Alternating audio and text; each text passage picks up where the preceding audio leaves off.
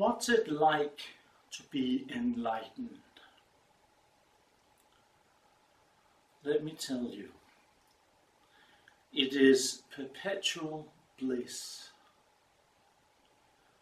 Every cell of your body sings with love of the divine, and your very soul vibrates with bliss.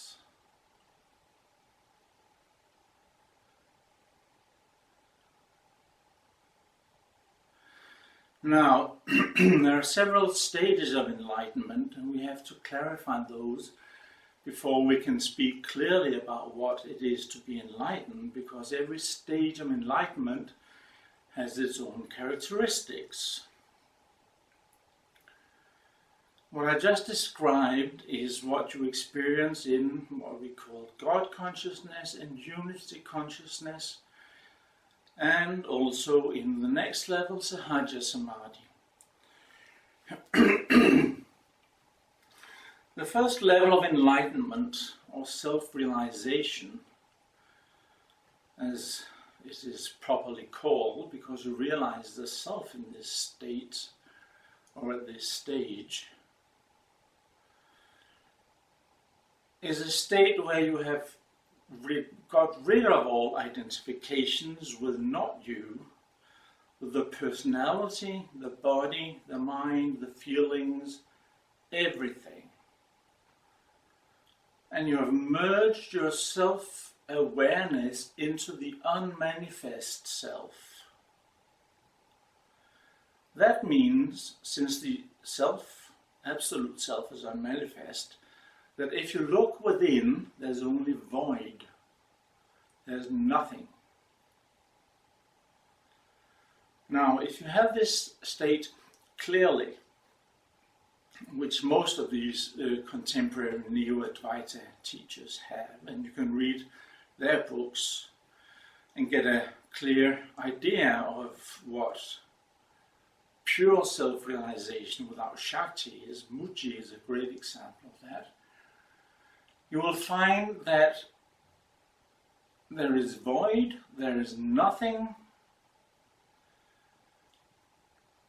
and this unmanifest pure being is realized as your essential self. Now, since you cannot progress any further inwards, many teachers fall into the trap of thinking that there cannot be anything higher than this, but there is. The next stage of enlightenment is called God consciousness. And you cannot reach God consciousness without Shakti. You have to understand that there are two aspects to the self.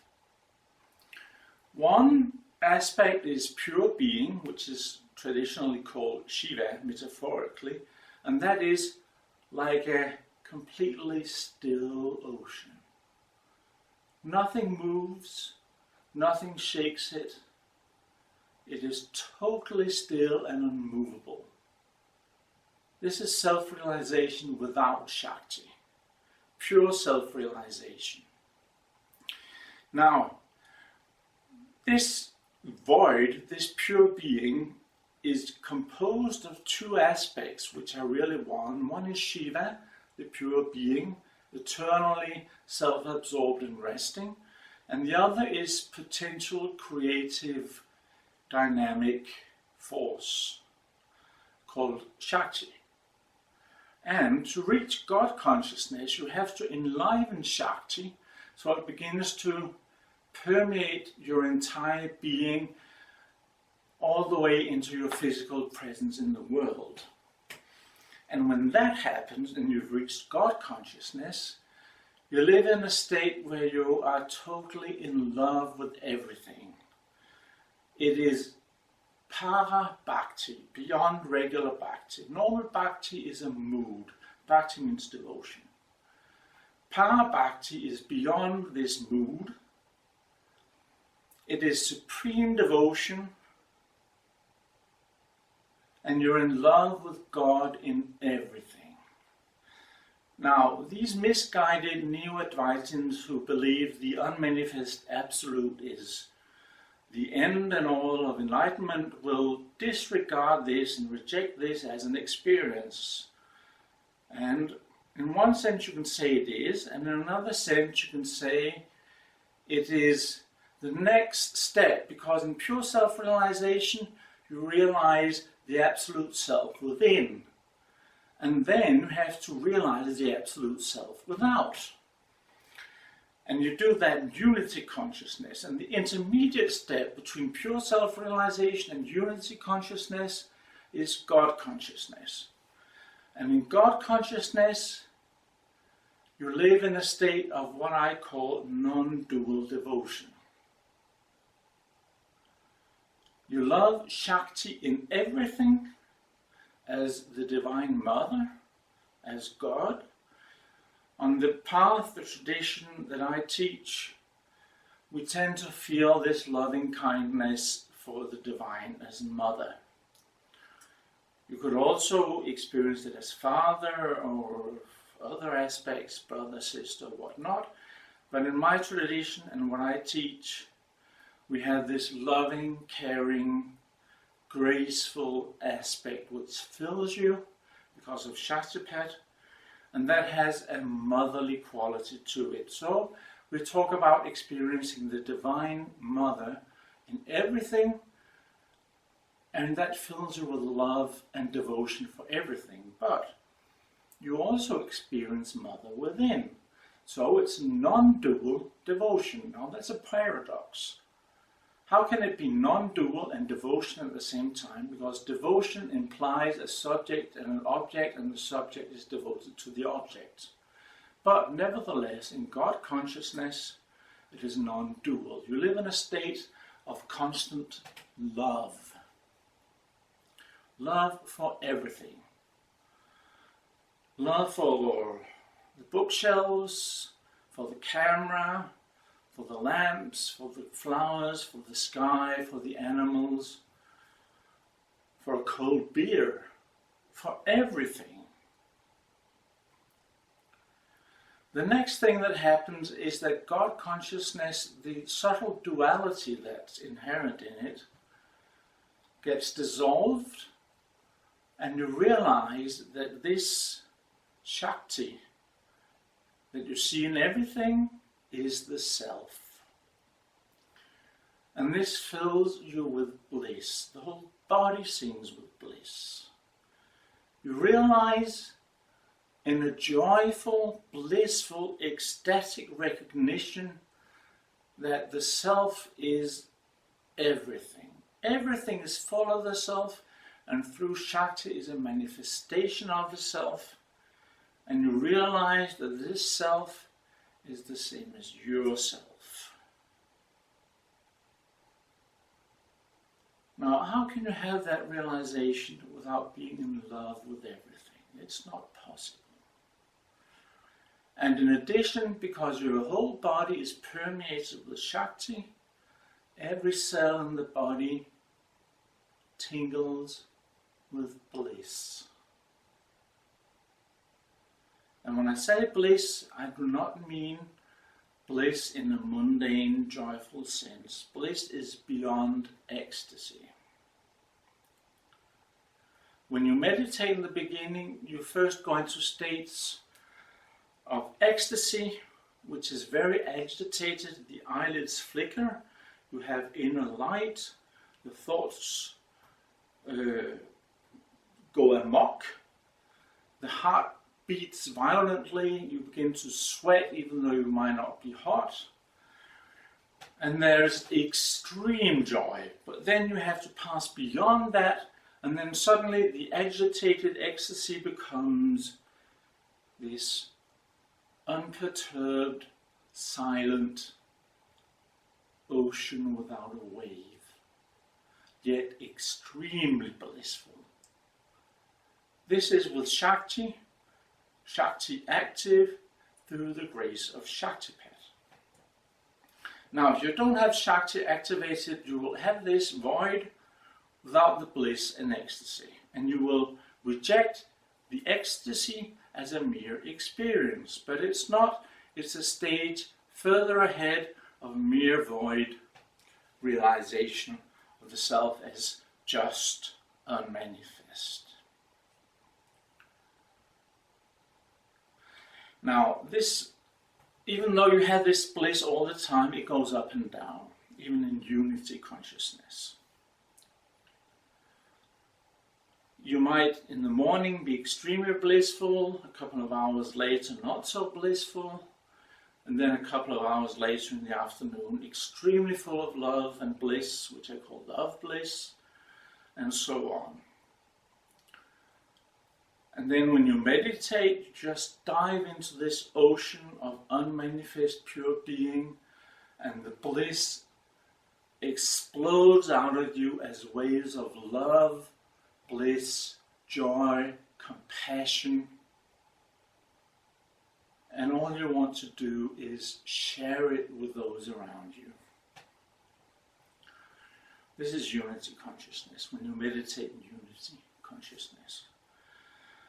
Now the next step is Sahaja Samadhi. In Sahaja Samadhi, the bliss, love, joy becomes quite stable. It can still go up and down, but rather than being down and then up and then down and then up, it levels to a middle stage and sometimes goes a little down, sometimes a little up. But it's so stable that you always have this loving compassion, love, bliss, joy for everything around you. And you realize that everything and everybody is yourself, and that everybody is already enlightened. They just don't know it.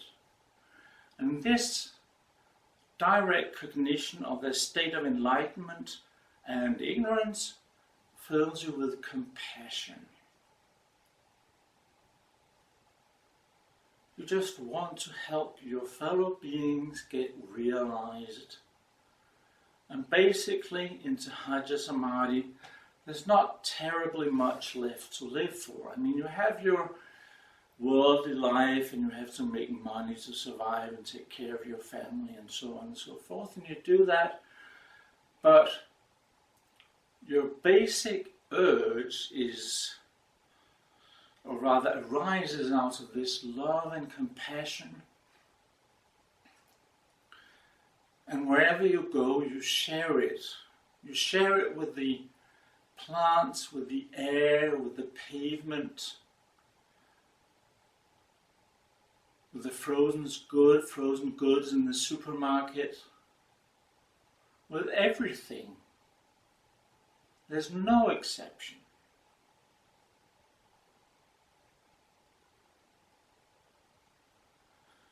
With all my heart, I sincerely wish that you will reach this state. Now I'll do a 5-minute transmission of Shaktipat. So just relax, look into my eyes, and see if you don't feel Shakti, love, bliss, tingling in the hands, a pressure on the top of the head, or anything similar.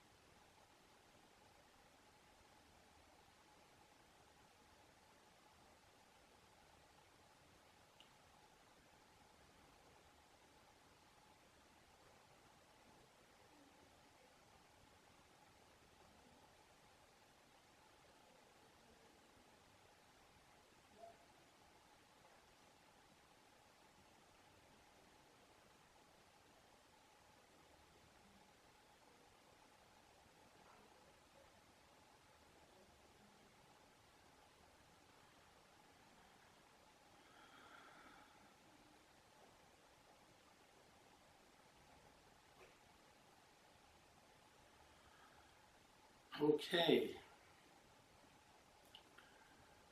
I hope you picked up some Shakti from this transmission.